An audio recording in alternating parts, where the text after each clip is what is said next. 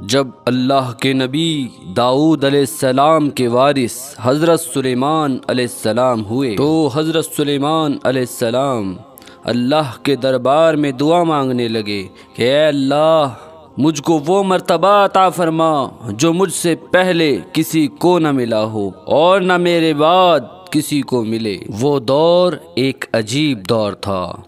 لوگ جنات کالا جادو پر یقین رکھتے تھے۔ اللہ نے اپنے نبی سلیمان علیہ السلام کے لیے ہوا، چرند، پرند اور جنات کو حضرت سلیمان کے ماتحت کر دیا۔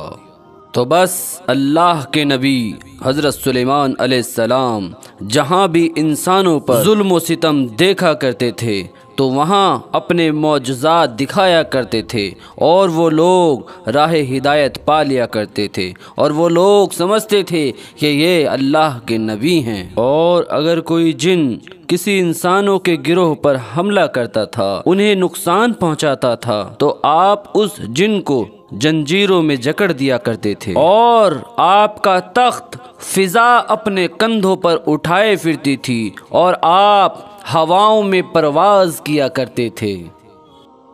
ایک دن آپ ہواؤں میں پرواز کر رہے تھے تو آپ کے سامنے ایک جن آ کے کہنے لگا کہ اے اللہ کے نبی، زمین پر بابل کے پاس جناتوں کا ایک گروہ انسانوں پر ظلم کرتا ہے اور انسانوں میں غلول کرتے ہیں، پھر انسانوں کو تکلیف دے کر یہ منواتے ہیں کہ ان کے پاس غیب کا علم ہے۔ جیسے ہی اللہ کے نبی سلیمان نے اس بات کو سنا تو آپ نے اپنے تخت کو بابل کی طرف موڑ دیا اور اس گروہ کے پاس آ کے کہتے ہیں کہ اے تکبر میں رہنے والو، اللہ سے ڈرو۔ وہ جنات کا گروہ حضرت سلیمان کی طاقت سے ناواقف تھا۔ ان میں سے ایک جن لیاب کہنے لگا ہم کسی سے نہیں ڈرتے، ہم اپنی مرضی چلاتے ہیں۔ اور اس جن کے قبائل کے کچھ جن حضرت سلیمان علیہ السلام کے تخت کے چاروں طرف آ جاتے ہیں اور وہ جن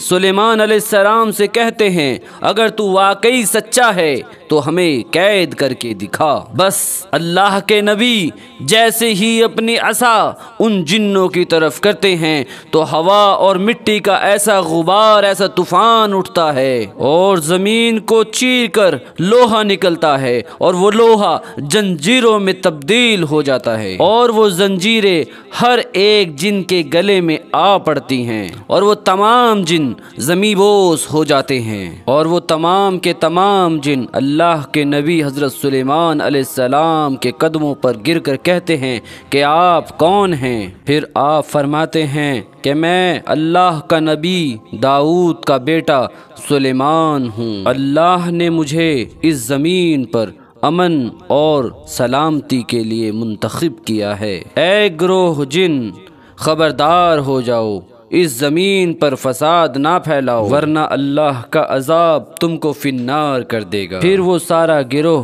اللہ کے نبی حضرت سلیمان علیہ السلام کی نبوت اور اللہ کی وحدانیت کا اقرار کرتا ہے۔ پھر سب کے سب امن، سکون اور محبت کے ساتھ زندگی بسر کرتے ہیں اور پھر وعدہ کرتے ہیں کہ اب ہم کسی انسان کو پریشان نہیں کریں گے۔